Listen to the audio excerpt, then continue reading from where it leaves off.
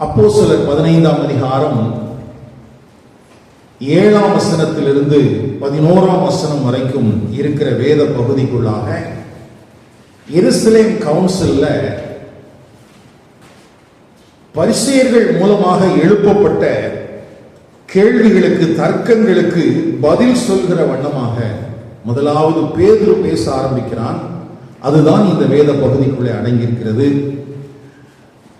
ஒரு சின்ன வேத பகுதியாக இருந்தாலும் கூட இதில் நாம் கவனிக்க வேண்டிய, கற்றுக்கொள்ள வேண்டிய மிக முக்கியமான காரியங்கள் இருக்கிறதாகவே நீங்கள் உங்கள் கவனத்தை வேத வசனங்களுக்கு மேலே பதிய வைக்க அன்போடு கேட்டுக்கொள்கிறேன்.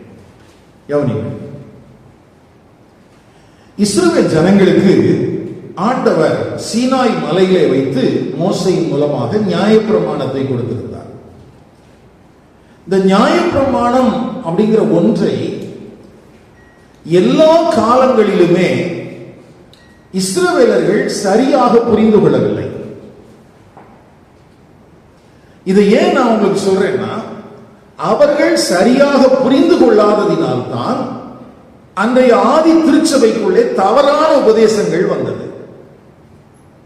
ஒருவேளை நமக்கும் கொடுக்கப்பட்டிருக்கிற சில கற்பனைகளை குறித்த சரியான ஒரு புரிதல் நமக்கு இல்லாமல் இருக்குமானால் அதுவும் நம்மை தவறான விதத்தில் நடத்துவதற்கு என்ன இருக்கிறது, வாய்ப்பு இருக்கிறது. அப்போ இந்த நியாயப்பிரமாணம் எதுக்காக கொடுக்கப்பட்டது அப்படிங்கிறத ஒவ்வொரு காலகட்டங்களிலேயும் ஆண்டவர் ஆசாரியர்களை கொண்டு, தீர்க்கதரிசிகளை கொண்டு அவர்களுக்கு போதித்துக் கொண்டே இருந்தார். பின்னாட்கள்ல எஸ்ரா என்கிற வேத பாரகன் மூலமாகவும் போதிக்கப்பட்டது. ஆனால் அப்படி போதிக்கப்படுகிற போது அந்த நியாயப்பிரமாணத்தின் காரியங்களை அவர்கள் புரிந்து கொண்டது போல காணப்பட்டாலும், தொடர்ச்சியான காலகட்டங்களில் இந்த நியாயப்பிரமாணம் எதற்காக என்பதை அவர்கள் சரியான விதத்தில் உணரவே இல்லை. இயேசு கிறிஸ்துவின் நாட்களிலேயே அந்த பிரச்சனை இருந்துச்சு, யோவானுடைய நாட்களிலேயும் அந்த பிரச்சனை இருந்துச்சு, இப்பொழுது அப்போஸ்தலருடைய காலத்திலையும் அதே பிரச்சனை தான்.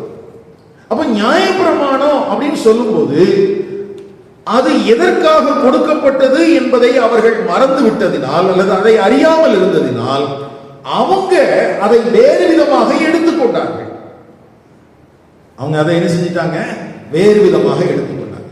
அப்படி வேறு விதமாக எடுத்துக்கொண்டதுனால அவங்க என்ன நினைச்சாங்கன்னா, நாங்க தான் கடவுளுக்கு சிறந்தவர்கள், நாங்க இல்லாம இந்த உலகத்துல ஒண்ணும் நடக்க போறதில்லை அப்படிங்கிற மாதிரியான ஒரு பெருமை அல்லது மனமேட்டிமைக்கு நேராக அந்த இஸ்ரவேல் ஜனங்கள் போய்விட்டார்கள். அதுதான் அவர்களுக்கு ஆபத்தாக முடிந்தது. அவர்களுக்கு நன்மை செய்வதற்காக ஆண்டவர் கொடுத்த நியாயப்பிரமாணம், ஆனால் அதை தவறாக புரிந்து கொண்டதினாலே இப்ப அவங்களுக்கு என்னவா மாறிடுச்சு, அதுவே ஆபத்தா மாறிடுச்சு. இப்ப சபையின் காலத்துக்குள்ள வந்த பிறகும் கூட அவர்களால் அதை புரிந்து கொள்ளவே முடியல. இப்போ இன்றைக்கு நம்ம கேட்கக்கூடிய செய்திகளை நமக்குள்ள ஒரு தெளிவை பரிசுத்த ஆவியானவர் தர வேண்டும் என்று நான் வாஞ்சிக்கிறேன். கவனியுங்கள். ஏனென்றால் இந்த நியாயப்பிரமாணம் கொடுக்கப்பட்ட போது இந்த இஸ்ரவேல் ஜனங்களுக்கும் மற்ற தேசத்தில் வாழுகிற ஜனங்களுக்குமான ஒரு பிரிவினை அல்லது ஒரு வேறுபிரிக்கப்படுகிற காரியத்தை அதிகமாக வலியுறுத்தியது. நீங்கள் அவர்களை போல வாழக்கூடாது, அவர்களை போல உடை உடுத்த கூடாது, அவர்களை போல சாப்பிடக்கூடாது, நீங்கள் இப்படித்தான் வாழ வேண்டும் என்று ஒரு ஹோலி செப்பரேஷனை குறித்து இந்த நியாயப்பிரமாணம் சொல்லிச்சு. அப்ப இவங்க என்ன நினைச்சாங்கன்னா, அப்ப அவங்க வேற, நாங்க வேற, எங்களுக்கும் அவங்களுக்கும் எந்த தொடர்பும் கிடையாது, நாங்க தான் ஆசீர்வதிக்கப்பட்டவர்கள் என்கிற ஒரு எண்ணத்தோடைய அவங்க என்ன செஞ்சிட்டு இருந்தாங்க, வாழ்ந்துட்டு இருந்தாங்க. ஏன்னா தீர்க்கதரிசிகளும் தீர்க்க தரிசனம் சொல்லும்போது என்ன சொன்னாங்கன்னா, பரிசுத்தம் உள்ளதற்கும் பரிசுத்தம் இல்லாததற்கும், தீட்டுள்ளதற்கும் தீட்டில்லாததற்கும் வித்தியாசத்தை ஆண்டவர் காண்பிப்பார் அப்படிலாம் சொல்லும் போது இவங்களுக்கு ரொம்ப என்ன ஆயிடுச்சு, நம்மளை விட்டா வேற யாருமே இல்லை அப்படிங்கிற மாதிரி ஆயிட்டாங்க. ஆனா அந்த நியாயப்பிரமாணம் கொடுக்கப்பட்டதற்கான காரணம் என்ன அப்படின்னு நம்ம பார்க்கும்போது நிறைய காரணங்கள் தெளிவாக எழுதப்படுது. அப்போஸ்தலனாகிய பவுல் சொல்லும்போது என்ன சொல்றாரு, அது கிறிஸ்துவண்டைக்கு நம்மை நடத்துகிற ஒரு உபாத்தியா இருக்கிறது அப்படின்னு சொல்றாரு. நியாயப்பிரமாணம் எதுக்கா, கிறிஸ்துவண்டைக்கு நடக்குது. ஆனா இந்த கண்ணோட்டத்தை இந்த பர்பஸை ஜனங்கள் பார்த்தாங்களா அப்படின்னா இல்லவே இல்லை. அப்போ நியாயப்பிரமாணம் சொல்லும் போது அந்த 613 கட்டளைகளுக்குள்ளாக என்ன இருந்துச்சு அப்படின்னு கேட்டீங்கன்னா, ஒன்று மத சம்பந்தமான சில சட்டங்கள் இருந்துச்சு. என்ன இருந்துச்சு? மத சம்பந்தமான சட்டங்கள். இந்த மத சம்பந்தமான சட்டங்கள் எல்லாம் பலியை குறித்து, பண்டிகைகளை குறித்து அங்க எழுதப்பட்டிருந்த சட்டங்கள் எல்லாம் கிறிஸ்துவுக்கு நேராக வழி நடத்திற்று. ஏனென்றால் அதெல்லாம் கிறிஸ்துவிலே நிறைவேறிவிட்டது. அதெல்லாம் என்ன ஆயிடுச்சு? கிறிஸ்துவிலே நிறைவேறிவிட்டது. அடுத்தது இந்த நியாயப்பிரமாணத்தில் என்ன இருந்துச்சுன்னா, ஒழுக்க நெறி சட்டங்கள், மாரல் லாஸ் இருந்துச்சு. எப்படி இந்த உலகத்துல வாழணும் வாழக்கூடாது என்பதை குறித்த ஒழுக்க நெறி சட்டங்கள் இருந்துச்சு. இது எல்லா காலங்களுக்கும் பொருந்தக்கூடியது. இது எல்லாருக்கும் ஆனது. இது யாருக்கானது? எல்லாருக்கும் ஆனது. இப்ப பழைய ஏற்பாட்டிலையும் ஆண்டவர் தேவனுடைய ஜனங்களை பரிசுத்தமாக தான் வாழ சொன்னார். புதிய ஏற்பாட்டிலையும் நம்ம எப்படிதான் வாழ சொல்லி இருக்கிறார். அப்ப பழைய ஏற்பாட்டுக்கு ஒரு மாறல்லா, புதிய ஏற்பாட்டுக்கு ஒரு மாறல்லா இல்ல. எல்லா இடத்துலயும் ஒன்னே தான். அங்கேயும் நீதி செய்கிறவர்களா இருக்கணும், இங்கேயும் நம்ம எப்படிதான் இருக்கணும்? நீதி செய்கிறவர்களா. அப்ப இது மாறாது. இது என்ன செய்யாது? மாறாது.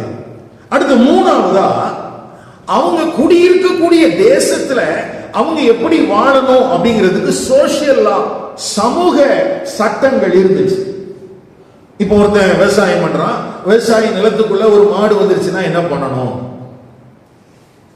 அப்படிங்கிற மாதிரியான சில சமூக சட்டங்கள் இருந்துச்சு. அது அந்த இஸ்ரவேலுக்கு மாத்திரமே பொருந்தக்கூடியது. அப்ப மூன்று விதமாக இந்த நியாயப்பிரமாணத்தை நம்ம பிரிக்கலாம். ஒன்னு மத சடங்கு சட்டங்கள், அது கிறிஸ்துவிலே நிறைவேறிற்று அல்லது கிறிஸ்துவை காண்பித்தது. ரெண்டு ஒழுக்க நெறி சட்டங்கள், அது தேவனுடைய சுபாவத்தை வெளிப்படுத்தக்கூடியதாக இருந்தது, அது மாறாத ஒன்றாக இருக்கிறது. மூன்றாவது சமூக சட்டங்கள் இருந்துச்சு, அது தேசத்துக்கு தேசம் மாறக்கூடியது. இப்ப இஸ்ரவேலுக்கு அன்றைக்கு கொடுத்த நியாயப்பிரமாணத்தின் சட்டத்தை வைத்து இந்தியாவிலே நாம் வாழ முடியாது. இந்தியாவிற்கு என்று என்ன இருக்குது? ஒரு சட்டம் இருக்குது. ஒவ்வொரு தேசத்துக்கும் ஒவ்வொரு சட்டங்கள் இருக்கிறது. ஒருவேளை இந்த நியாயப்பிரமாணத்தில் கொடுக்கப்பட்ட சட்டங்களை நம் ஆட்கள் படிச்சு அதன் அடிப்படையில் அந்த சட்டங்கள் எழுதியிருக்கலாம். ஆனாலும் சட்டம் தேசத்துக்கு தேசம் என்ன செய்கிறது? சோசியல் லா என்ன செஞ்சுட்டே இருக்குது? மாறிட்டே இருக்குது. அப்போ நியாயப்பிரமாணம் என்று சொல்லும் போது இந்த மூன்று அம்சங்களை உள்ளடக்கியதா இருக்கிறது. இந்த மூன்று அம்சங்களும் இந்த நோக்கத்தோடு இருக்குது. அப்ப இது ஆண்டவர் இஸ்ரவேல் ஜனங்களுக்கு கொடுத்ததுக்கு காரணம் என்னன்னா, இவங்க போய் குடியிருக்க போகிற பகுதிகளிலே ஏத்தியர், எபூசியர், கானானியர் என்று சொல்லக்கூடிய மற்ற இன மக்கள் வாழ்ந்துட்டு இருந்தாங்க. அவங்களுடைய வாழ்க்கை முறை ஒழுக்க நெறி இல்லாமல் இருந்தது. அவங்களுக்கு என்ன இல்லை? ஒழுக்கம் இல்லை. பலதார மரங்கள் இருந்துச்சு, விக்கிரகங்களை சேவிச்சுட்டு இருந்தாங்க. அப்போ அந்த இடத்துக்கு போகும்போது ஆண்டவர் மாரல்லாவை கொடுத்ததுக்கு காரணம் என்னன்னா, அப்பா நீயும் போய் அவன மாதிரியே வாழ்ந்துடாத, நீ எப்படி வாழணும். இப்ப நம்ம பிள்ளைங்களை ஸ்கூலுக்கு அனுப்பும் போது நம்ம சொல்றோம், டேய் அங்க போய் யாரு கூட சேர்ந்து விளையாண்டு இருக்க கூடாது, ஒழுங்கா படிக்கணும் அப்படின்னு சொல்றோம். அப்படின்னா என்ன அர்த்தம் சொல்லுங்க? என்னத்துக்கு சொல்லணும்? மற்றவங்களும் ஆகாதவங்கன்னு அர்த்தமா? இல்லை. சொல்றதுக்கான காரணம் என்ன? நீ சரியா இருக்கணும், அவ்வளவுதான். இப்ப நீ சரியா இருக்கணும்னு சொல்ற வார்த்தையை உங்க பிள்ளை பிடிச்சிட்டு, நான் மட்டும் தான் யோக்கியன், எங்க கிளாஸ்ல இருக்கிற அத்தனை பேரும் அயோக்கியம் அப்படின்னு சொன்னா நீங்க என்ன நினைப்பீங்க? அப்படிதான் இவங்க மீன் பண்ணிட்டாங்க. இவங்க எப்படி புரிஞ்சுக்கிட்டாங்கன்னா, நீ பரிசுத்தமாறு, நீ வேறு பிரிக்கப்பட்டவன் அப்படின்னு சொன்ன உடனே இவன் என்ன நினைச்சுட்டான்னா, இந்த உலகத்துல யார் தான் சரியான ஆளு? நாங்க மட்டும்தான், மீதி எல்லாம் என்ன ஆயிடுச்சு?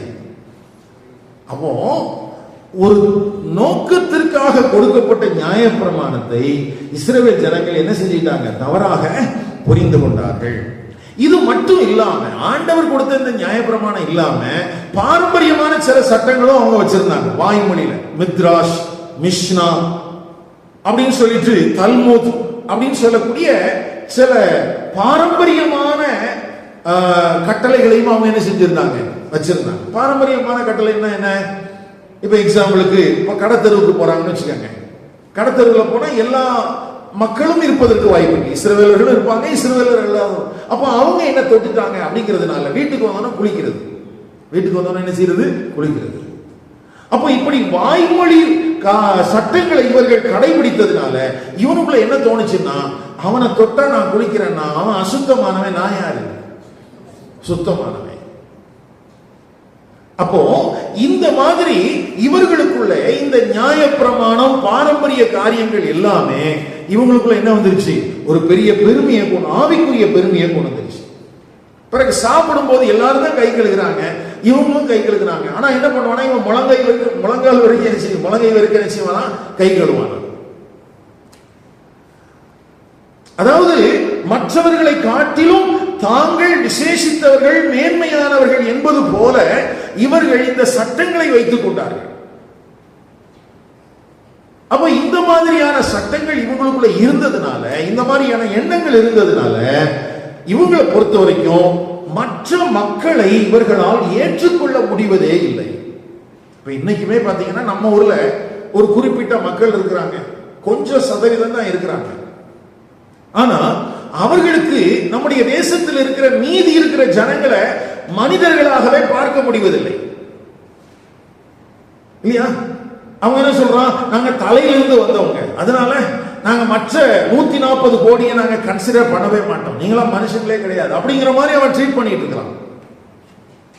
காரணம் என்னன்னா, இந்த இஸ்ரவேலுடைய பாதிப்பு அவனுக்கு கொஞ்சம் இருக்குது. இஸ்ரவேலுடைய பாதிப்பு என்ன இருக்குது, கொஞ்சம் அவங்களுக்குள்ள இருக்குது. அதனாலதான் மற்றவங்க தாழ்ந்த ஜாதி, நீ பிற்படுத்தப்பட்ட சமூகம் அப்படிலாம் சொல்றாங்க. கவனிங்க, அப்போ வேதாகமம் இப்படி பிரித்து வைத்திருப்பது போலதான் இவங்க இந்த உலகத்துக்கு காமிச்சுக்கிட்டே இருந்தாங்க. ஆனா ஆண்டவர் புறவினத்தாருக்கு சுவிசேஷத்தை அறிவிக்கிறதுக்கு அவர் தலைப்பட்ட போது, பேதுருவை பயன்படுத்தின போது, முதலாவது அந்த இடத்துல பேதுரு சொன்ன வார்த்தை என்னன்னா, தேவன் பட்சபாதம் உள்ளவர் அல்ல.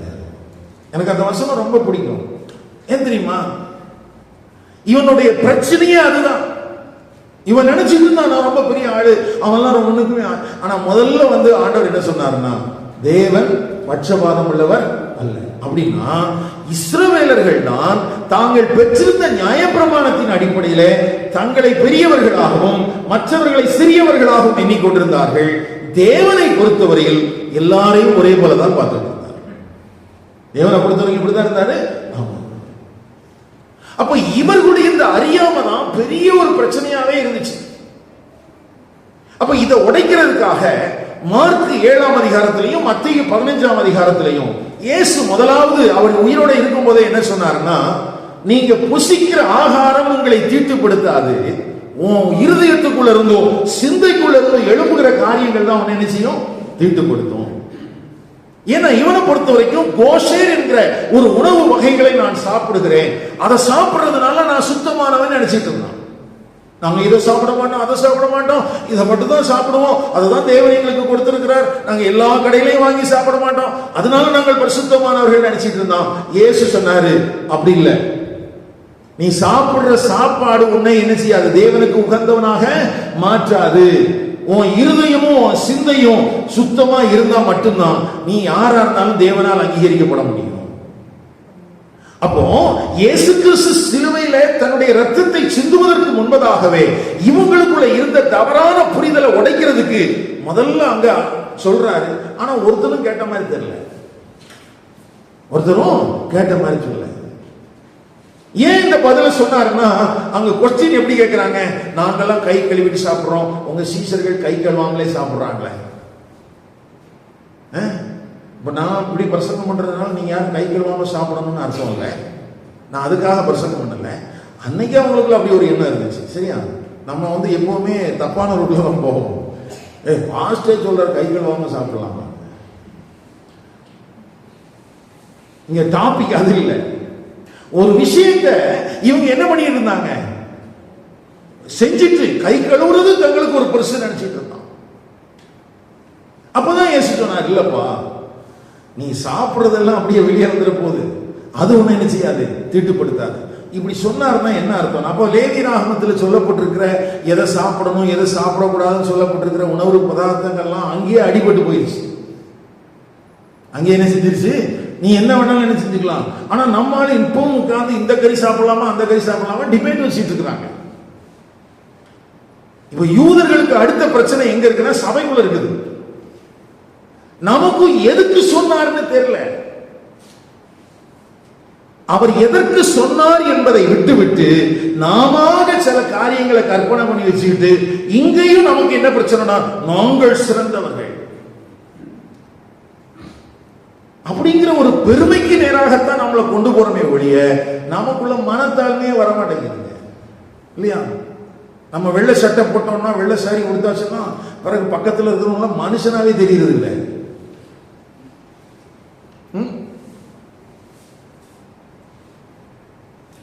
ஏன்னா நம்ம அப்படியே தேவதூதர்கள் போல வானத்திலிருந்து இறங்கி வந்த மாதிரி நம்ம நினைச்சுக்கிறோம். அப்போ எது எல்லாம் என்னுடைய ஆவிக்குரிய தன்மைக்கு அழகு என்று நான் நினைக்கிறேனோ அது எல்லாமே என் வாழ்க்கைக்கு என்ன ஆயிட்டு இருக்குது, எதிரா மாறிட்டே இருக்குது. ஆண்டவர் அப்படி ஒரு பார்ஷியாலிட்டிய இந்த உலகத்துல கொண்டு வரல. நம்மகிட்ட உலகத்தோட கலக்காதீங்கன்னு சொல்லி இருக்கிறார். ஏன்? இந்த உலகம் நியாயம் தீர்க்கப்பட போகிறது. இந்த உலகம் என்ன செய்யப்படுது? நியாயம் தீர்க்கப்பட போகிற உலகத்துல நீ இருக்கிறதுனால நீ உலகத்தோட கலந்துராத, நீ தனியா வாழு. தனியா வாழுன்னா என்ன அர்த்தம்? அவன் வேற நீ வேற அப்படி அந்த கான்செப்ட்ல சொல்லல, பிரிக்கிறதுக்காக சொல்லல. நம்ம வாழும் போது எல்லா பாவங்களையும் செய்கிற மனிதர்களுக்கு மத்தியில தான் நாம் வாழுகிறோம். விக்கிரக ஆராதனைக்காரங்க இருக்காங்க, விபச்சாரம் பண்றவங்க இருக்கிறாங்க, தேவனுடைய ராஜ்யத்துக்குள் பிரவேசிப்பதற்கு தகுதியற்ற மனிதர்கள் எல்லாரும் இருக்கத்தான் செய்யறாங்க. அங்க நம்ம என்ன, எதுக்காக நமக்கு கற்பனைகள் கொடுக்கப்பட்டிருக்குதுன்னா இந்த உலகம், இந்த பூமி ஒரு நாள் என்ன செய்ய போகிறது? அழிக்கப்பட போகிறது, நியாய தீர்ப்புக்குள்ளாக போகிறது.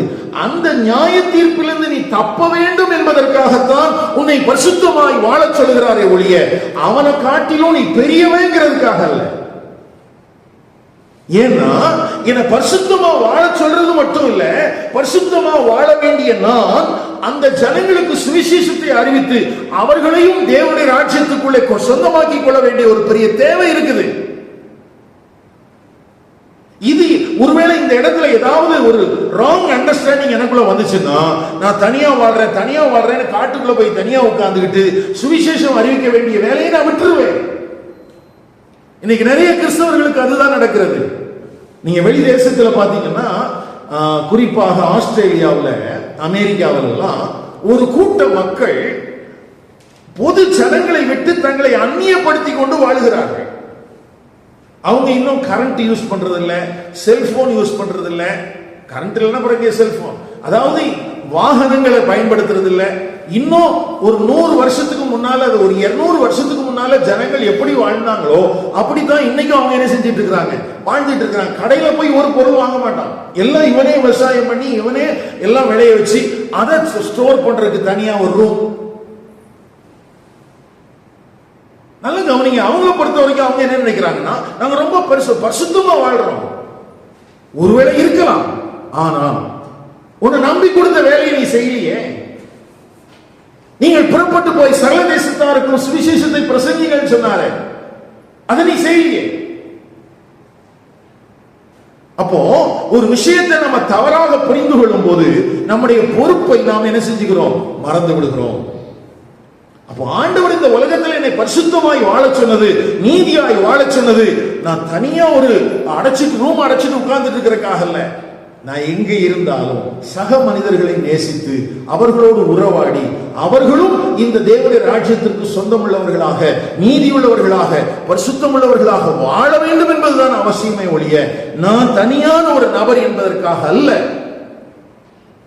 அந்த ஹோலி செப்பரேஷன் என்பதை நாம் என்ன செஞ்சிடக்கூடாது, தவறான விதத்தில் புரிந்து கொள்ளக்கூடாது. ஏன்னா அதுதான் இந்த இஸ்ரவேலர்களுக்கு பெரிய பிரச்சனையா இருந்துச்சு. அப்ப கானானிய குடிகளை போல நீ வாழ்ந்துராதப்பா, அவங்க ரொம்ப மோசமா வாழ்ந்துட்டு இருக்கிறாங்க, நீ சரியான விதத்துல வாழுன்னு சொன்னா இவன் தன்னை பெரிய ஆளுன்னு நினைச்சுட்டான். அப்ப இயேசு சொல்லி கொடுத்தார், தீர்க்கதரிசிகள் மூலமாலாம் சொல்லி கொடுத்தாரு, இவன் கேட்கிற மாதிரி இல்ல. அப்போ இயேசு வந்தார், இயேசு வந்த பிறகு சொன்னாரு, எப்பா உன் மனசு மாறணும், உன் சிந்தம் மாறணும். உன் மனசும் சிந்தையும் மாறாம நீ கோஷேர் உணவு சாப்பிட்டாலும் நீ ஒன்னும் ஆண்டவருக்கு பிரயோஜனம்னா என்ன செய்ய முடியாது, இருக்க முடியாது. இதத்தான் அந்த மத்தேயு 15ஆம் அதிகாரத்திலையும் மார்க்கு 7ஆம் அதிகாரத்திலையும் நாம் வாசிக்கிறோம். மார்க் எழுதின சுவிசேஷ புத்தகத்துக்குடைய வேதாகமத்தை திருப்பிக் கொள்ளுங்கள். மார்க் 7ஆம் அதிகாரம்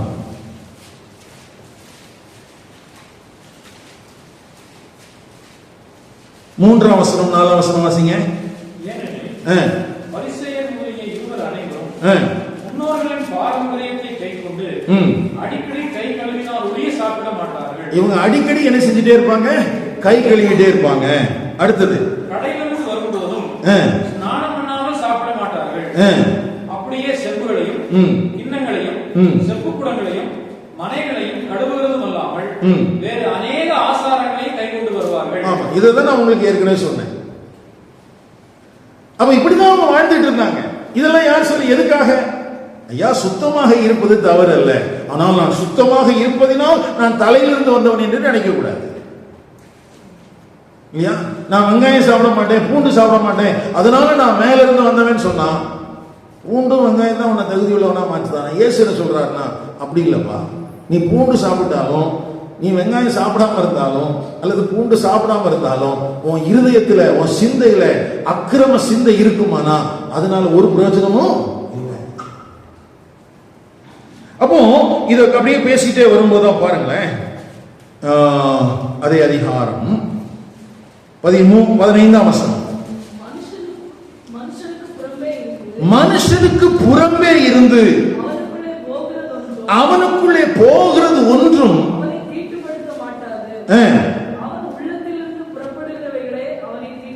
அப்ப இந்த வசனத்திலேயே இயேசு நியாயப்பிரமாணத்தில் சொல்லப்பட்ட உணவு வகைகளை நீ சாப்பிடாவிட்டாலும் சாப்பிட்டாலும் ஒன்னும் பிரயோஜனம் கிடையாதுன்றார். ஆனா நம்மால இன்னைக்கு வரைக்கும் ஆர்கியூமெண்ட் பண்ணிட்டு இருக்கோம். நான் சொல்றது புரியுதா? இன்னைக்கு வரைக்கும் இந்த கறி சாப்பிடலாமா? நான் சொல்றேன், உங்களுக்கு காசு இருந்தா, வாங்கி சாப்பிட்றதுக்கு ஆசை இருந்தா சாப்பிடுங்க. பக்கத்துல இடர்கள் இல்லாம பார்த்துக்க. பக்கத்துல இருக்கிற ஆளுக்கு என்ன வேணா இடர்கள் இல்லாம பார்த்துக்கங்க. பவுல் அதுதான் சொல்றாரு, நீ என்ன வேணாலும் என்ன செய்ய, சாப்பிடு. ஆனா நீ சாப்பிடுகிற உணவு பக்கத்துல இருக்கிறவங்களுக்கு என்ன செஞ்சிடக்கூடாது, அவனுடைய விசுவாசத்திற்கு இடரெல்லாம் இருக்கக்கூடாது. அப்ப இந்த இடத்திலேயே இயேசு என்ன சொல்லிட்டாருன்னா, நியாயப்பிரமாணத்தின் படி அல்ல, உன்னுடைய உள் மன மாற்றம் தான் அவசியம். இதத்தான் அப்போஸ்தலர் 10ஆம் அதிகாரத்துல ஆண்டவர் வந்து பேதுருவுக்கு காட்டுறார். அப்போஸ்தலர் 10ஆம் அதிகாரத்துக்கு அவனுக்கு கொர்நேலியுடைய வீட்டுக்கான அந்த தரிசனத்தை காண்பிக்கிற போது வானம் திறந்திருக்கிறதாகவும் 11ஆம் வசனம், 4 முனைகள் கட்டப்பட்ட பெரிய தொப்பட்டியை போல ஒரு விதமான கூடு தன்னிடத்தில் இறங்கி தரையில் விடப்பட்டிருக்கிறதாகவும் அதிலே பூமியில் உள்ள சகல விதமான 4 கால் ஜீவன்களும் காட்டு மிருகங்களும் ஊரும் பிராணிகளும் ஆகாயத்து பறவைகளும் இருக்கிறதாகவும் கண்டான். அல்லாமலும் பேதுருவே, எழுந்து அடித்து புசி என்று அவனுக்கு சொல்லும் ஒரு சத்தம் உண்டாயிற்று. அதற்கு பேதுரு, அப்படியல்ல ஆண்டவரே, தீட்டும் அசுத்தமா இருக்கிற யாதொன்றையும் நான் ஒரு காலம் புசித்ததில்லை என்றார். அப்பொழுது தேவன் சுத்தமானவைகளை நீ தீட்டாக, தேவன் சுத்தமாக்கினவைகளை நீ தீட்டாக எண்ணாத என்று 2ஆம் தரம் சத்தம் அவனுக்கு உண்டாயிற்று. 3ஆம் தரமும் அப்படியே உண்டாயிற்று. இப்போ ஆண்டவர் வந்து புறவினத்தாருக்கு மத்தியில் சுவிசேஷம் போக வேண்டிய காரியத்துல இந்த உணவு பழக்கங்களை தான் ஆண்டவர் காண்றார். அப்போ 3 முறை சொன்ன பிறகு அவன் சொல்றான், இல்ல ஆண்டவரே, தேவன் அங்க என்ன சொல்லிருக்கு பாருங்க, தேவன் சுத்தமாக்கினவைகளை நீ என்ன செய்யாத, தீட்டாக. அப்போ இத வந்து இதுலயும் நம்ம ஆட்களுக்கு டிபேட் இருக்கு. என்ன டிபேட்னா, இது வந்து சாப்பிடுறதுக்காக சொன்னாரா, மக்களினத்துக்காக சொன்னாரா? நான் சொல்றேன், இது மக்களினத்துக்காக சொன்னாருன்னு எடுத்துக்கங்க. இப்போ மார்க்ல எதுக்கு சொன்னாரு? சாப்பிடுறதுக்கு சொன்னாரு. சரியா? அதாவது புதிய ஏற்பாட்டு திருச்சபைக்குள்ள உணவு கட்டுப்பாடுகள் கிடையாது. ஏன்னா இந்த புதிய ஏற்பாட்டு திருச்சபை என்பது உலகத்தில் இருக்கிற எல்லா மக்களினங்களையும் உள்ளடக்கியது.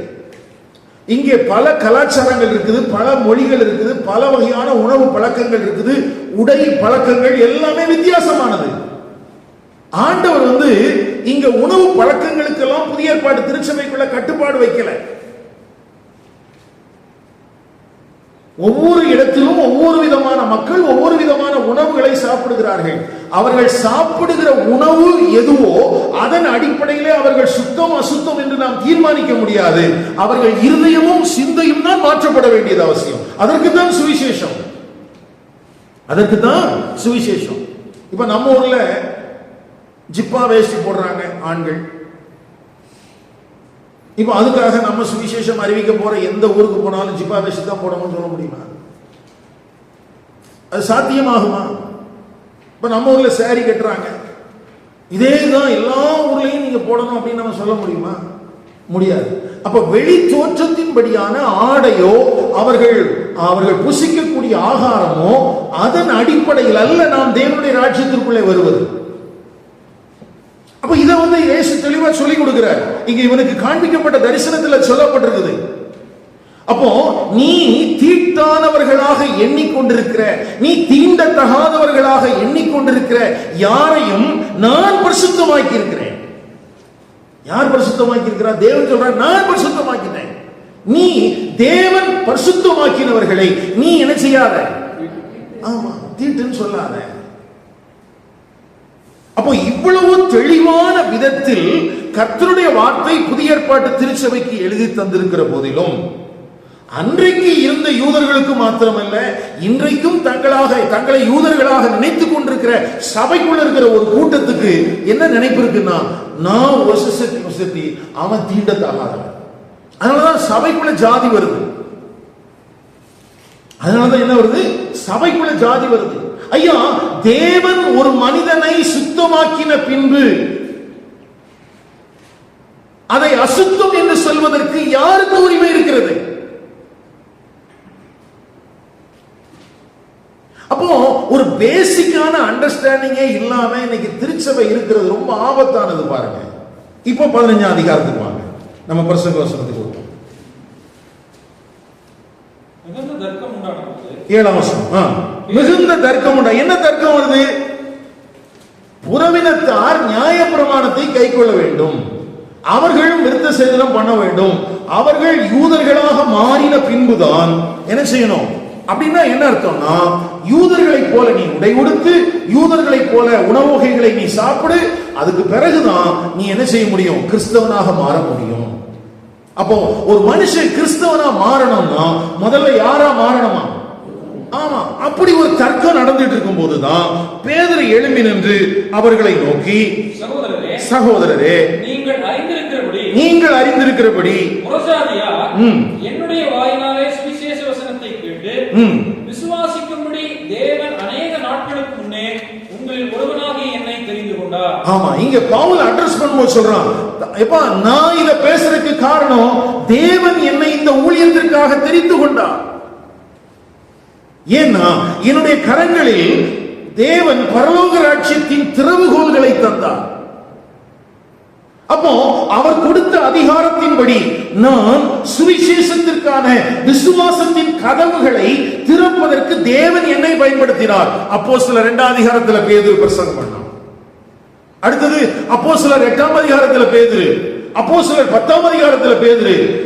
தேவன் அவனை தெரிந்து கொண்டதினாலும் தேவன் அவனுக்கு அதிகாரம் கொடுத்ததினாலும் ஆண்டவர் இந்த பேதுருவை தான் எல்லா மக்களினங்களுக்கும் சுவிசேஷத்தை கொண்டு போகிற மனிதனாக என்ன செஞ்சிருந்தாரு? பயன்படுத்தி இருந்தார். அதை சொல்றான், தேவன் தான் என்ன தெரிந்து கொண்டார். இருதயங்களை அறிந்திருக்கிற தேவன் நமக்கு பரிசுத்த ஆவியை தந்தருளினது போல அவர்களுக்கும் தந்தருளி அவர்களை குறித்து சாட்சி கொடுத்தார். அவர் சொல்றாரு, ஐயா நான் சுவிசேஷத்தை அறிவிப்பதற்கு யூதர்களுக்கு மத்தியிலும் சரி, புறவினத்தாருக்கு மத்தியில போகும்போது சரி, ஒரு வித்தியாசமும் இல்லை, எல்லாம் ஒரே மாதிரி தான் நடந்துச்சு. ஒரே மாதிரியான அனுபவம், சமமான அந்தஸ்து, தேவனுடைய அங்கீகாரம் எல்லாம் பொதுவாகத்தான் இருந்தது. இவர்கள் புறஜாதி என்பதற்காக வேறு விதமாகவோ, இவர்கள் யூதர்கள் என்பதற்காக வேறு விதமாகவோ இல்லை. தேவன் எல்லாவற்றையும் ஒரே விதமாகத்தான் பார்த்தார். அதற்கு நான் சாட்சி என்று இவன் சொல்லுகிறான். அப்போ யூதர்களுக்கு மத்தியில சுவிசேஷம் சொன்னாலும் புறவினத்தாருக்கு மத்தியில சுவிசேஷம் சொன்னாலும் ஆண்டவருடைய செயல்பாடுகள் எப்படித்தான் இருக்குது? ஒரே மாதிரி தான் இருக்குது. ரெண்டு பேரும் ஒரே மாதிரியான அனுபவம் தான். என்ன அனுபவம்? வாசிக்கலாம் 9ஆம் வசனம். விசுவாசத்தினாலே அவர்கள் இருதயங்களை அவர் சுத்தமாக்கி நமக்கும் அவர்களுக்கும் யாதொரு வித்தியாசமும் இராதபடி செய்தார். அப்ப எங்க பிரச்சனை இருந்துச்சு? அதனாலதான் மார்க் 7ஆம் அதிகாரத்திலையும் மத்தேயு 15ஆம் அதிகாரத்திலையும் வெளியிருந்து புசிப்பதல்ல, உள்ளே இருக்கிற இருதயமும் சிந்தையும் தான் முக்கியம்னு இயேசு சொன்னார். இப்போ உள்ள வந்த உடனே யூதனா இருந்தாலும் நீ சுத்தப்படுத்தப்பட வேண்டும், நீ புறவினத்தானாக இருந்தாலும் உன்னுடைய இருதயம் சுத்தப்படுத்தப்பட வேண்டும். இருதயம் சுத்தமாக்கிட்டா ரெண்டு பேரும் எப்படிதான் இருக்கிறீங்க? ஒன்னாதான் இருக்கிறீங்க. அப்போ இந்திய கலாச்சாரத்தின்படி அல்லது நம்முடைய பகுதியில நம்ம வெளியில இருக்கும் போது எந்த பெயரில் அழைக்கப்பட்டாலும் சரி, உள்ளே வரும்போது நாம் யாராக இருந்தாலும் நம்முடைய இருதயம் சுத்தமாக்கப்பட வேண்டும். இருதயம் சுத்தமாக்கப்பட்டால் எல்லாரும் ஒன்றாக இருக்கிறார்கள். விசுவாசிக்கிறீங்களா? இருதயம் சுத்தமாக்கப்படலன்னா நீ ரட்சிக்கப்படாதவனா இருந்தா நீ எப்படிதான் இருப்ப? நான் பெரியவன் அவன் சின்னவன் இருப்ப. இருதயம் சுத்தமாக்கப்பட்டிருந்தா எல்லாரும் ஒண்ணுதான். அப்ப எது முக்கியம்? அப்ப உங்ககிட்ட வந்து யாராவது ஜாதி கேட்டாங்கன்னா சொல்லுங்க, நீங்க ரட்சிக்கப்பட்டிருக்கீங்களான்னு கேளுங்க. சுவிசேஷம் சொல்லுங்க. அவங்களுக்கு என்ன சொல்லி கொடுங்க? சுவிசேஷம் சொல்லி கொடுங்க. உன் இருதயம் சுத்தமாக்கப்படாம இருக்குது, ஆனா நீ சர்ச்சுக்குள்ள இருக்கிற. உன் சிந்தை சுத்திகரிக்கப்படாமல் இருக்கிறது, ஆனா நீ எங்க வந்துட்ட? சர்ச்சுக்குள்ள இருக்கிற. உன்ன மாதிரி ஆளுதாய சபைக்கு ஆபத்தே அப்படின்னு சொல்லி அவனை கூப்பிட்டு உட்கார வச்சு 2 நாள் உபவாசம் போட்டு அவன் தலையில கை வச்சு ஜெபம் பண்ணி அவனுடைய இருதயத்தை ஆண்டவர் சுத்தமாக்கட்டும். சுத்தமாக்கி நமக்கும் அவர்களுக்கும் யாதொரு வித்தியாசமும் இராதபடிக்கு செய்தார். அப்போ இயேசு பாருங்க, அவருடைய ஊழியத்திலேயே அதை செஞ்சிட்டாரு. அதுக்கு பிறகு சிலுவையில செஞ்சாருன்னு எபேசியர் 2ஆம் அதிகாரத்துல வாசிக்கிறோம். அடுத்தது பேதுருவின் மூலமா செஞ்ச இதுல எல்லாத்திலையுமே இந்த பட்சபாதம் இல்லாமல் எல்லாம் என்ன செய்யப்பட்டிருக்கிறது? சமமாக்கப்பட்டிருக்கிறது. ஆனா சபைக்குள்ள இருக்கிற ஒரு கூட்டத்தாருக்குள்ள அப்படிலாம் முடியாது. ஏன்னா நாங்கள் பெரியவர்கள் அப்படி சொல்லிட்டு வித்தியாசம் இராதபடி செய்தார். இப்படி இருக்க நம்முடைய பிதாக்களாலும் நம்மாலும் சுமக்க கூடாத இந்த நுகத்தை ஏது உண்மையை போட்டு உடைச்சிட்டாரு. ஒன்னாலேயே இதை கடைபிடிக்க முடியல. நியாயப்பிரமாணத்தை நீயும் நம்முடைய பிதாக்களுமே என்ன செய்ய முடியல? கடைபிடிக்க முடியல. நீ போய் அவங்கிட்ட கடைபிடின்னு சொல்றீங்க. நம்முடைய பிதாக்களாலும் நம்மாலும் சுமக்க கூடாதிருந்த நுகத்தடியை சீஷர் கழுத்தின் மேல் சுமத்துவதனால் நீங்கள் தேவனை சோதிப்பானே. அப்போ நியாயப்பிரமாணத்தின் மூலமாய் நீதிமானாக்கப்படுதல் இல்லாமல் இருக்கும் போது நீ அதை கொண்டு வந்து புறவினத்தார்கிட்ட சொல்றதுனால என்ன பிரயோஜனம்? அதனால தான் முன்னால ஒரு பகுதியில பவுல் பிரசங்கம் பண்ணின காரியம் எப்படி எழுதியிருக்குது? 13ஆம் அதிகாரம் 39வது வசனம். மோசேயின் நியாயப்பிரமாணத்தினாலே நீங்கள் எவைகளினின்று விடுதலையாகி நீதிமான்கள் ஆக்கப்படக்கூடாது இருந்ததோ விசுவாசிக்கிறவன் எவனும் அவைகளினின்று இவராக விடுதலையாகி நீதிமானாக்கப்படுகிறான் என்றும் உங்களுக்கு தெரிந்திருக்கிறது. ஆமா, பேதுருவும் சரி பவுலும் சரி ஒரு காரியத்தை தெளிவா ஜனங்களுக்கு சொல்லிக் கொடுக்கிறாங்க. என்ன சொல்லிக் கொடுக்கிறாங்க? நியாயப்பிரமாணத்தினால் செய்ய முடியாத ஒன்றை கர்த்தராகிய இயேசு கிறிஸ்து உனக்காக செய்திருக்கிறார். அவர் உன்னுடைய பாவங்களுக்காக மரித்தார், அடக்கம் பண்ணப்பட்டார், அவர் 3ஆம் நாளில் உயிர்த்தெழுந்தார், பரத்துக்கு எடுத்துக் கொள்ளப்பட்டார். இதை விசுவாசிக்கிற எந்த மனிதனும் நீதிமானாக்கப்படுகிறான். எந்த மனுஷன் என்ன செய்யப்படுறான்? நீதிமானாக்கப்படுறான். இப்படி இருக்கும் போது ஒண்ணுமே ஒரு விதத்திலும் உனக்கு பயனளிக்காத, உன்னாலேயே ஒண்ணும் செய்ய முடியாத ஒன்றை கொண்டு வந்து ஏன் புறவினத்தாருக்கு மேல வைக்கிற அப்படின்னு சொல்லி கேட்கிறார். அதுல பயன்படுத்தப்பட்டிருக்கிற ஒரே ஒரு வார்த்தை ரொம்ப முக்கியமானது. நீங்கள் தேவனை சோதிப்பானே. நீங்கள் தேவனை சோதிப்பானே. ஒருவேளை இது இந்த பழைய ஏற்பாட்டினுடைய எல்லா காரியங்களையும் அறிந்தவர்களுக்கு மத்தியில தான் இவன் பேசுறான் இல்லையா? யாரு தான் இருக்கிறாங்க? எல்லாம் யூத பின்னணியத்தில் இருக்கிறவங்க. அப்ப அவங்க கிட்ட வந்து இந்த பேதுரு சொல்ற வார்த்தை அவர்களுக்கு நன்றாக புரிந்திருக்கும். நீங்கள் தேவனை சோதிப்பானே. தேவனை சோதிக்கிறதுனா என்ன சொல்லுங்க?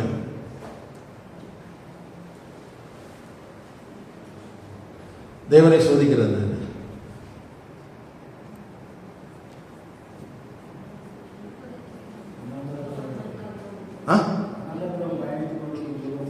இல்ல, அது எக்ஸ்பிளனேஷன்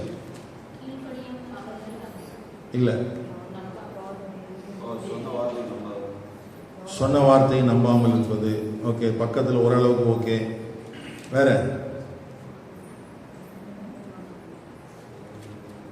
சோதிக்கிறதுனா என்ன? இப்போ நீங்க கவர்மெண்ட் ஆபீஸ்க்கு போறீங்கன்னு வச்சுக்கோங்களேன். இப்போ உங்களை அலைய வைக்கிறதுன்னு முடிவு பண்ணிட்டாங்க. அப்போ என்ன பண்ணுவாங்க? முதல்ல ஒரு டாக்குமெண்ட் கேட்பாங்க, நீங்கள் கொண்டு போய் கொடுத்துட்டீங்க. அதுக்கப்புறம் திரும்ப வாங்கி வச்சுட்டேன்னு சொல்லுவாங்க, இன்னொன்று வாங்கிட்டு வாங்க. எதுக்கு? அப்போ நீங்கள் சொல்லுவீங்க, ஏங்க இது அதெல்லாம் சரிங்க, இல்லை அதையும் வேணும் அப்படிமா. அது உங்களுக்கு மறைமுகமான ஒரு செய்தியை சொல்கிறது இல்லையா? என்ன செய்தி? நீ எத்தனை பேப்பர் கொண்டு வந்தாலும் நான் ஒன்று அலைய வச்சுக்கிட்டே இருப்பேன், நீ வேற ஒரு பேப்பர் இருக்குது அதை கொடுத்தா நான் வேலை சீக்கிரமா.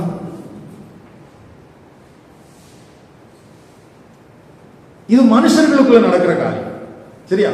இப்ப ஆண்டவர் ஒரு காரியத்தை உங்களுக்கு சொல்லிட்டார், சரியா? சொன்ன பிறகு திரும்ப போய் நீங்க ஆண்டவர்கிட்ட கேட்டீங்கன்னா அதுக்கு பேர் என்னது?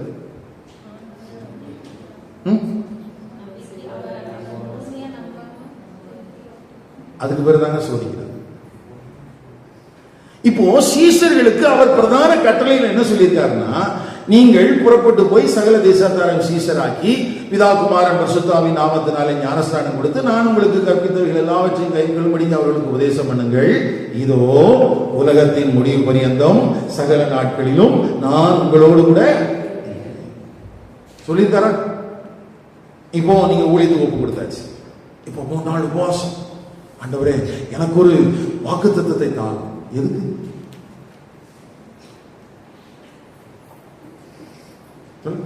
ஏற்கனவே சொன்னதே நம்ப மாட்டேங்கிறேன். உனக்கு பூசா வாக்குத்தத்தம் கொடுத்த நம்ப போறேன்.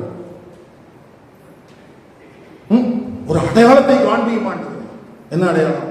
நான் தான் அடிக்கடி சொல்லியிருக்கிறேன், இந்த அடையாளத்தை கேட்கிற ஆட்கள், வாக்குத்தத்தம் கேட்கிற ஆட்கள் ஒரு நாள் ஊழியம் செய்ய மாட்டான். ஏன்னா ஏற்கனவே உனக்கு சொன்னதையே நீ நம்ப மாட்டேங்கிறியே. இப்ப நம்ம எத்தனை முறை சொல்றோம், ஆபிரகாமுக்கு ஆண்டவர் மகிமையின் தேவன் தரிசனமாகி தினந்தோறும் சொல்லிட்டே இருந்தாரா, நான் உன்னை ஆசீர்வதிப்பேன்? இல்ல, ஒரு முறை தான் சொன்னார். அவன் அதை விசுவாசிச்சான். ஆனா இஸ்ரவேல் ஜனங்களின் வாழ்க்கையில ஆண்டவரை அவங்க விசுவாசிக்கல. ஆபிரகாமின் சந்ததியார் தான். ஆண்டவர் என்ன சொன்னாரு?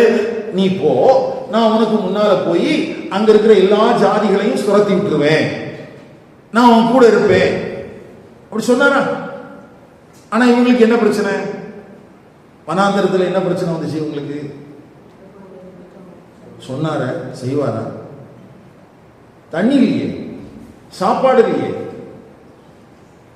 ஆனா மேக ஸ்தம்பமாக, அக்கினி ஸ்தம்பமாக அவர்களை வழிநடத்துகிற தேவன் யாரோடு தான் இருக்கிறார்? அவங்களோட தான் இருக்கிறார். கர்த்தர் கூட தான் இருக்கிறார். அவர் மாறலங்க. அவர் சொன்ன மாதிரி தான் அவர் நடத்திட்டு போறார். ஆனா இவன் திரும்ப திரும்ப கேட்கிறான், ஆண்டவர் இருக்கிறாரா? அப்ப இஸ்ரவேல் ஜனங்களின் வாழ்க்கையில் தேவன் ஒரு தெளிவான ஆதாரத்தை கொடுத்த பிறகும் இன்னும் ஏதாவது ப்ரூஃப் இருந்தா கொடுங்க, இன்னும் கொஞ்சம் ப்ரூஃப் கொடுங்க. இப்போ மேக நல்ல கவனிங்க, செங்கடல் ரெண்டாக பிளந்தது. பிளந்த உடனே என்ன ப்ரூஃப் ஆயிடுச்சு? ஆண்டவர் இவங்க கூட தான் இருக்கிறார். அடுத்தது பின்னால துரத்திட்டு வந்த எகிப்தியர்கள் எல்லாம் என்ன செய்யப்பட்டாங்க?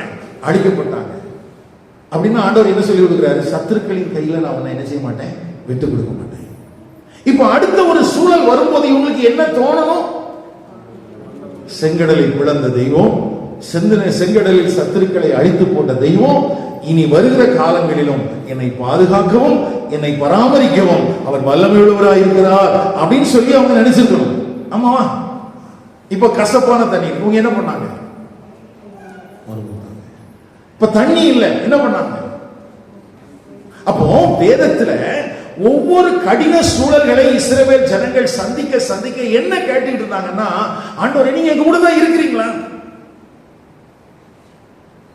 யாத்திராகமம் 17ஆம் அதிகாரம் 2ஆம் வசனம். அப்பொழுது ஜனங்கள் மோசேயோடே வாதாடி, நாங்கள் குடிக்கிறதற்கு எங்களுக்கு தண்ணீர் தர வேண்டும் என்றார்கள். அதற்கு மோசே, என்னோட ஏன் வாதாடுகிறீர்கள்? கர்த்தரை ஏன் பரீட்சை பார்க்கிறீர்கள்? அவன் என்ன சொல்றான்? தண்ணி கேட்டதுக்கு அவன் பயன்படுத்துற பதில் ரிப்ளை என்னவா இருக்கணும்? கர்த்தரை ஏன் பரீட்சை பார்க்கிறீர்கள்? எப்ப தண்ணி இல்லைன்னு சொன்னது தப்பா? சொல்லுங்க. தண்ணி இல்லைன்னா தண்ணி இல்லைன்னு தான் சொல்லணும்.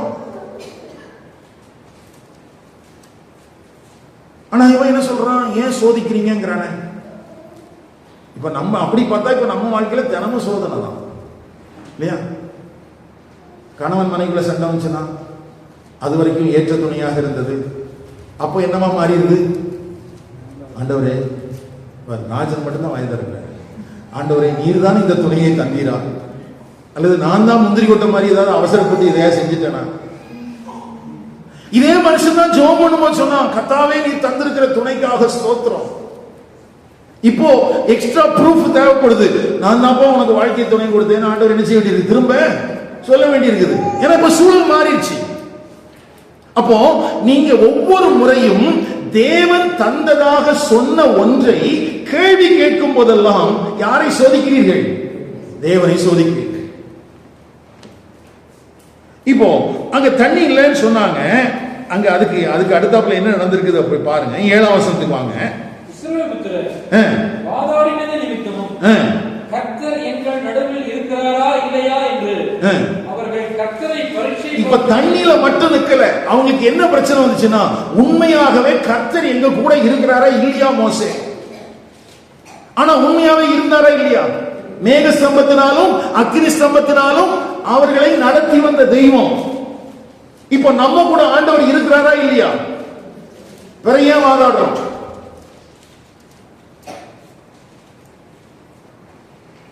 சொல்லுங்க. இதோ உலகத்தின் முடிவு பரியந்தம் சதா காலங்களில் அவங்க கூட என்ன செய்யறேங்கிறாரு, இருக்கிறேன். அது மட்டும் இல்ல, பரிசுத்த ஆவியானவர் நமக்குள்ளே வாசம் பண்ணுகிறார். அப்ப அவர்களை காட்டிலும் தேவன் நம்மோடு கூட என்ன செய்யறாரு, இருக்கிறாரு. ஆனா நம்ம ஒரு கடின சூழல்கள் வரும்போது நம்ம ஆண்டவர்கிட்ட கேட்கிறோம், ஆண்டவர் நீங்க இருக்கிறீங்களா இல்லையா? உங்களுக்கு கண்ணு தெரியலையா?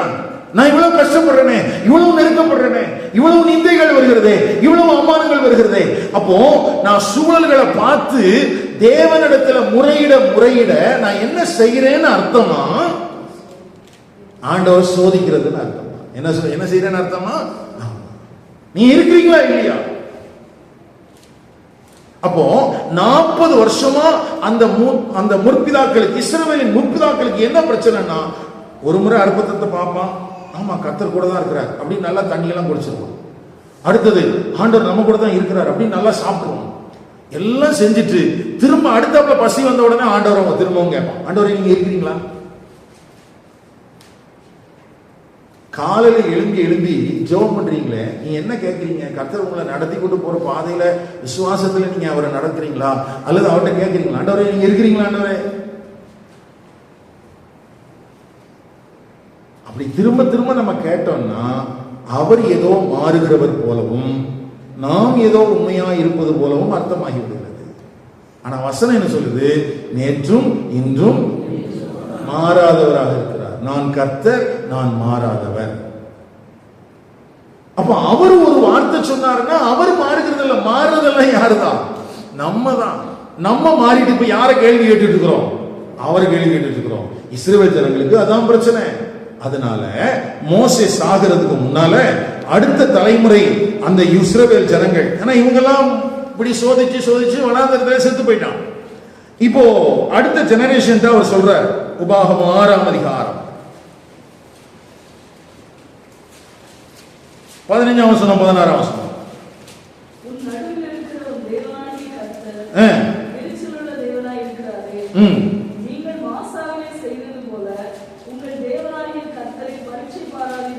ஆமா, அடுத்த தலைமுறையிட்ட சொல்லி கொடுக்குறாங்க, எப்பா உங்க ஆட்கள் மாசாவில மேரிபாவில பரீட்சை பார்த்த மாதிரி நீங்களும் என்ன செஞ்சிட்டு இருக்காதீங்க, கர்த்தர் இருக்காரான்னு கேட்டுட்டு இருக்காத, சரியா? அப்படின்னு சொல்றாரு.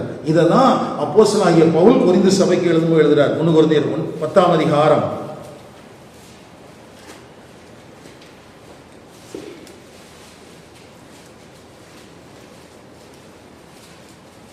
11ஆம் வசனம்.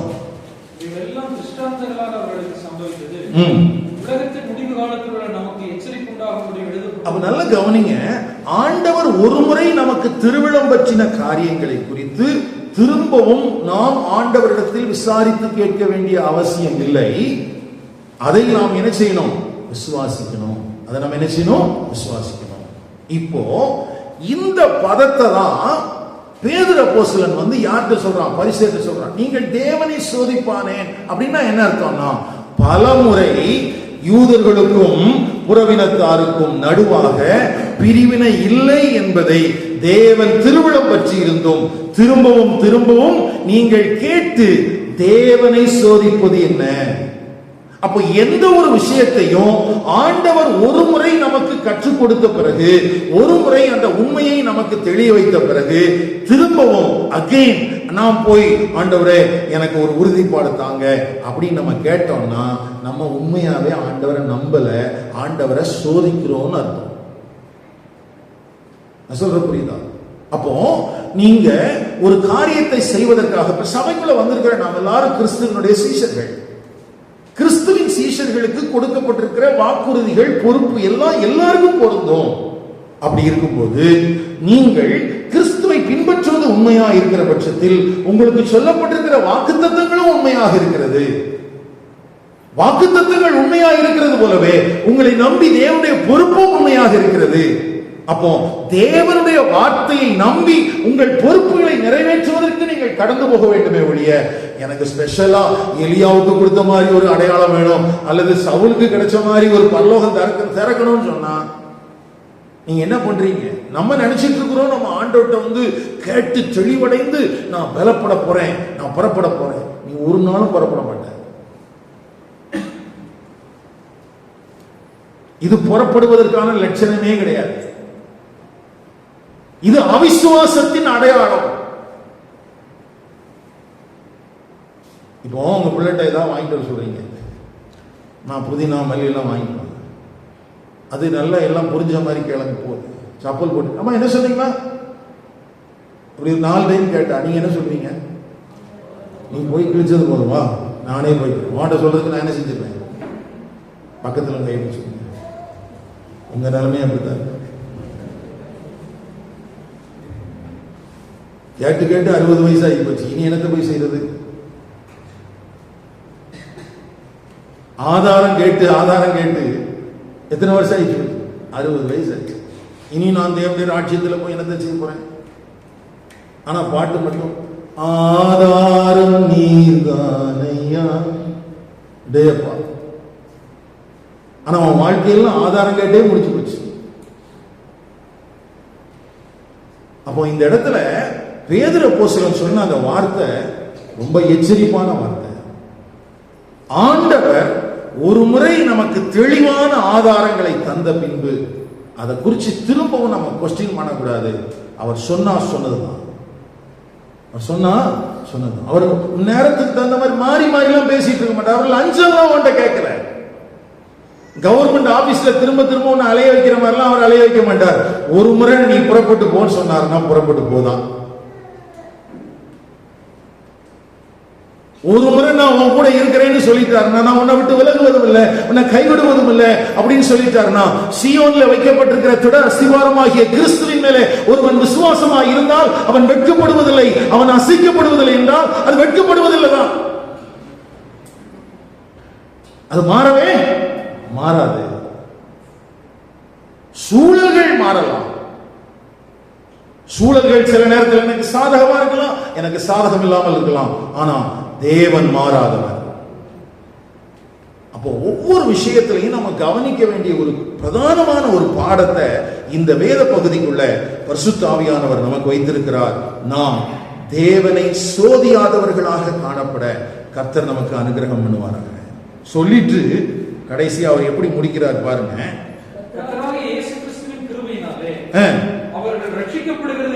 நல்ல கவனிங்க, ரொம்ப முக்கியம்.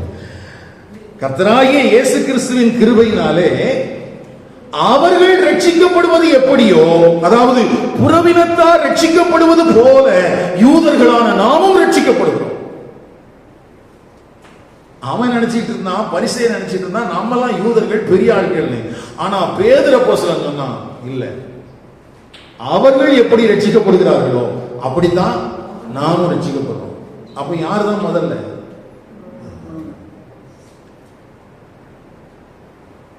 சொல்கிற பதில கூட ஆண்டவர் ஒரு கிளாரிட்டி அவனுக்குள்ள கொடுக்கிறார் பாருங்க. பேதுரு அப்போஸ்தலன் ஒரு நாள் தடுமாறிட்டு இருந்தான். அப்போ யூதர்களைப் போல பிரஜாதியார் ரட்சிக்கப்படுவார்கள் என்று அவர்கள் நினைத்துக் கொண்டிருந்தார்கள். ஆனா ஆண்டவர் சொன்னார், இல்லை, அவர்களை போலதான் நீங்க ரட்சிக்கப்பட போறீங்க. அப்ப யாருதான் மாடல்? அவன் தான் மாடல். அவன்கிட்ட மாடலுக்கு என்ன இருக்குது? ஒண்ணும் இல்ல.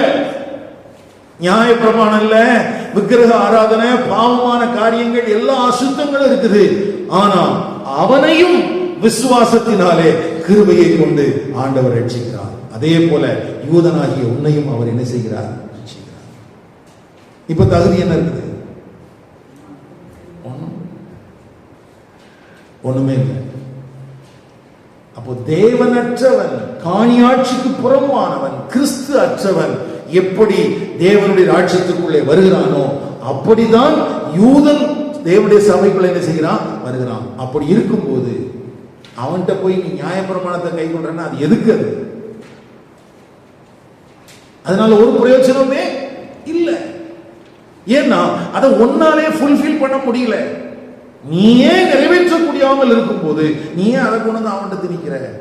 அப்போ ஒரு தவறான உபதேசங்களுக்கு காரணமா இருக்கக்கூடிய ஒரு காரியம் என்னன்னா, கொடுக்கப்பட்ட வேத வசனம் எதற்காக என்று புரியாதபடினால் அதை வைத்துக்கொண்டே என்ன வந்துருச்சு? தவறான உபதேசங்கள் வந்துருச்சு. அப்ப இன்றைக்கு திருச்சபைக்குள்ளேயே நம்ம கவனமா இருக்க வேண்டிய காரியம் என்னன்னா, ஒரு வேத வசனத்தை குறித்த ஒரு சரியான புரிதல் நமக்குள்ள வந்தாதான் நம்ம அதை சரியான விதத்தில் எடுத்துக்கொள்வதற்கும் தவறான உபதேசங்களுக்கு விலகி இருப்பதற்கும் வாய்ப்பு இருக்கிறது. ஒரு ராங் அண்டர்ஸ்டாண்டிங் நமக்குள்ள இருந்துச்சுன்னா அதுதான் தவறான உபதேசத்திற்கான மிக முக்கியமான காரணியாக இருக்கிறது. எனக்கு அருமையான கர்த்தருடைய பசுத்தவான்களே, இந்த பகுதியில நம்ம கற்றுக்கொள்ளுகிற இந்த பாடம் வெறுமனே நியாயப்பிரமாணத்தை கை கொள்வதற்காக மாத்திரம் என்று நீங்கள் நினைத்துக் கொள்ள வேண்டாம். அதற்கு பிறகு ஆண்டவர் நமக்கு எழுதி தந்திருக்கிற வேத வசனங்களை குறித்த ஒரு தெளிவான பார்வை இந்த புதிய ஏற்பாட்டு திருச்சபைக்கு உண்டாவதாக. ஆண்டவர் ஒருமுறை நமக்கு உறுதிப்படுத்தி தந்த எந்த விஷயத்தை குறித்தும் திரும்பவும் திரும்பவும் நம்ம அவர்கிட்ட கேட்டுட்டே இருக்க வேண்டாம். இதை செய்ய அப்படின்னு என்கிட்ட சொல்லியிருக்கிறாருன்னா அவ்வளவுதான். அதுக்கு பிறகு என்னுடைய வேலை என்னன்னா, சாகிற வரைக்கும் அந்த வேலையை செஞ்சுட்டு முடிக்கிறது தான். புதிய ஏற்பாட்டில் எந்த அப்போஸ்தலரிடத்திலும் திரும்ப வந்து நீ இதை செய் என்று சொன்னதாக நீங்கள் பார்க்கவே முடியாது. ஒரு முறை தான். அதனாலதான் கவனமா கேட்கணும். கவனமா கேட்டா உடனே கீழ்ப்படிக்கணும். நாம் தேவனை சோதிக்காதபடிக்கு தேவனுடைய வார்த்தைகளை விசுவாசிக்கிறவர்களாக, தேவனுடைய வழியில நடக்கிறவர்களாக இருக்க பரிசுத்தம் உள்ள தேவன் நமக்கு அனுகிரகம் பண்ணுவாங்க.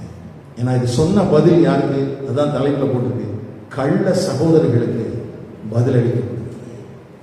சபைக்குள்ளதான் இருக்கிறாங்க. சபைக்குள்ள இருந்தாலும் வேதம் புரியல, தேவன் புரியல. அப்போ எல்லா காலத்திலும் இந்த பிரச்சனை இருக்குது பாருங்களேன். சபைக்குள்ளே ரட்சிக்கப்படாமலேயே, இருதயம் சுத்தமாக்கப்படாமலேயே, நீதிமானாக்கப்படாமலேயே ஞானஸ்நானம் எடுத்து வந்து உள்ள உட்கார்ந்து அது இதுன்னு சொல்லி குழப்பிட்டு இருக்கிற சகோதரர்களை குறித்து கவனமாக இருங்கள், எச்சரிக்கையாயிருங்கள். சபைக்குள்ள இருக்கிறவர் சொல்றதுனால எல்லாமே சரியா இருக்கணுங்கிற அவசியம் கிடையாது.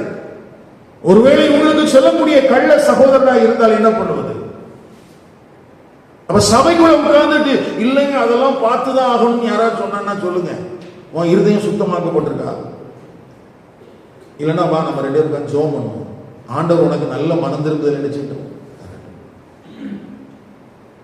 இந்த கர்த்தருடைய வார்த்தைகளின்படி எல்லாம் நாம் தேவனுக்கு பிரியமான விதத்திலே வாழ கர்த்தர் நமக்கு அனுகிரகம் பண்ணுவாராக. எழுப்பி நிற்போம், ஜெபிப்போம்.